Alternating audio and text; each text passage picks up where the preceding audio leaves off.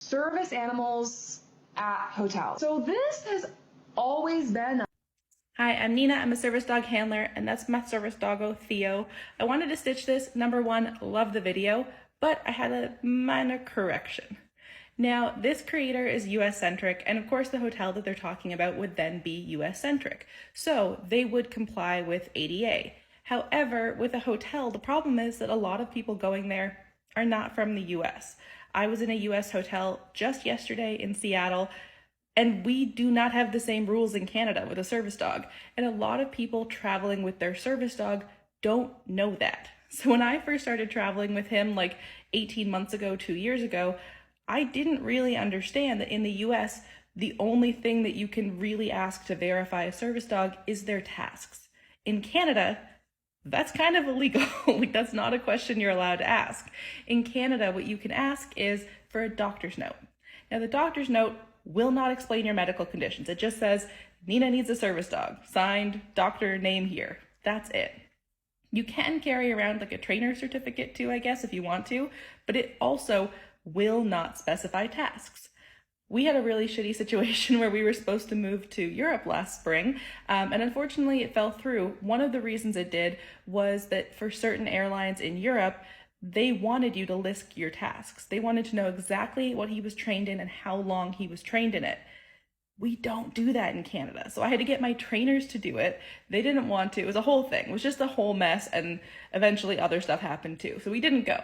But it just shows that like it really does vary based on your location. And that's the hard thing about having a service dog, is that so much stuff changes just based on the state, the province, whatever that you're in. We drove across the US for 4 months last year and then across Canada for 3. And oh my God, everywhere we went was different. If you have a service dog, I don't really recommend Alberta. It was the least service dog friendly of all the places we visit, except for Banff. Banff was good, but everywhere else in Alberta was not chill. So if you're running a hotel and someone comes in with a service dog, they genuinely might just not know for your location.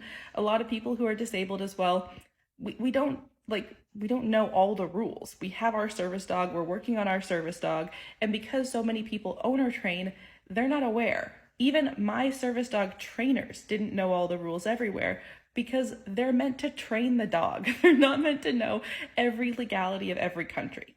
So I just wanted to add that in, that I think some people just aren't aware, both the people commenting and people creating content sometimes. I think this creator is very aware, and obviously they were like talking back to some of these comments. So I just wanted to like weigh in a little bit. I'm so appreciative for people talking about service dogs, especially in travel. I've had lots of stuff there. If anyone has questions, wants stories, let me know.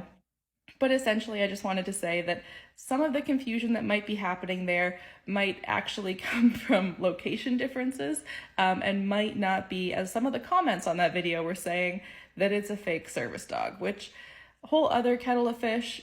Fake service dogs are definitely a problem, but they're almost more of a problem that they make people claim every service dog is a problem. So just before we jump to that, yeah, okay, bye.